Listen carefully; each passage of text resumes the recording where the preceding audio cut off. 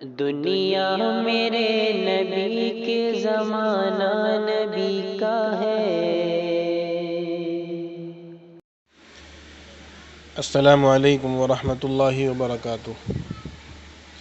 امید ہے کہ آپ بخیر ہوں گے۔ محترم ناظرین اکرام، آج کل ایک سوال بہت گردش میں ہے کہ پیدل حج کرنا کیسا ہے، اور ہندوستان کا ایک شخص پیدل حج کرنے کے لیے نکلا ہے۔ اس کے نکلنے پر اس طریقے کے سوالات پیش آنے شروع ہوئے ہیں، تو آپ اس کا جواب بغور سماعت فرمائیں۔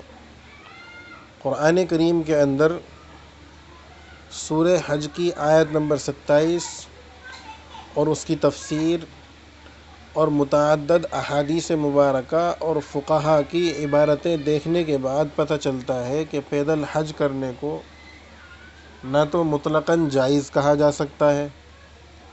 اور نہ ہی ناجائز کہا جا سکتا ہے، اور نہ ہی اس مسئلے کو اتنا بڑا مسئلہ بنانا چاہیے جیسا کہ لوگوں نے اس مسئلے کو ہائی لائٹ کر رکھا ہے۔ سیدھی سی بات ہے کہ اگر کوئی شخص پیدل حج کرنے پر جانی اور مالی استطاعت رکھتا ہو، یعنی اس کے پیروں میں اتنی گنجائش اور اتنی طاقت ہو کہ پیدل جا سکتا ہے، اور مالی اعتبار سے اس کو اتنی استطاعت ہو کہ پیدل جاتے ہوئے اپنا خرچہ سنبھال سکتا ہے اور اپنے اہل و عیال کا خرچہ سنبھال سکتا ہے، استطاعت رکھتا ہے جانی اعتبار سے بھی اور مالی اعتبار سے بھی،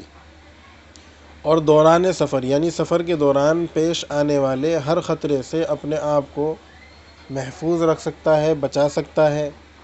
اور اسی کے ساتھ ساتھ اس شخص کے دل میں نام اور نمود اور شہرت کا طلب کرنا مقصد نہ ہو، صرف اور صرف اللہ کی رضا مقصد ہو، اللہ راضی ہو جائے، یہ چیز مقصد ہو، تو پیدل حج کرنے کی شریعت میں گنجائش ہے۔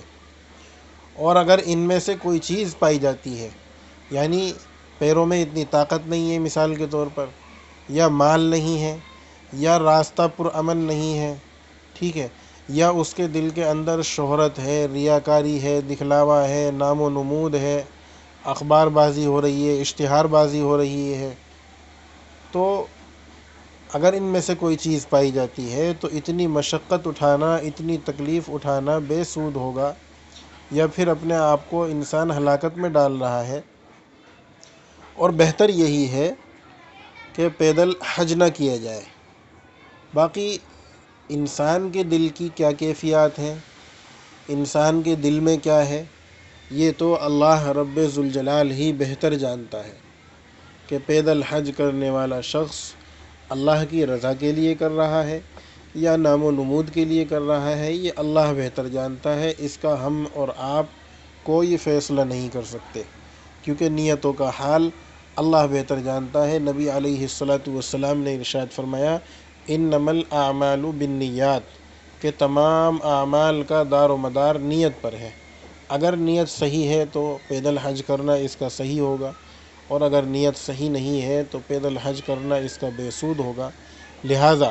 عوام الناس کو اس طرح کی عبادتوں کو لے کر فضول بحث بازی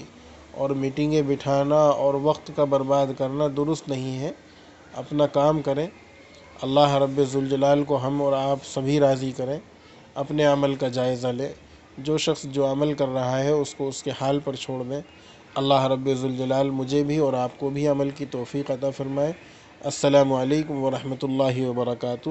اور آپ سے خصوصی گزارش ہے کہ آپ ہماری اس ویڈیو کو زیادہ سے زیادہ دوست اور احباب تک پہنچائیں، شیئر کریں۔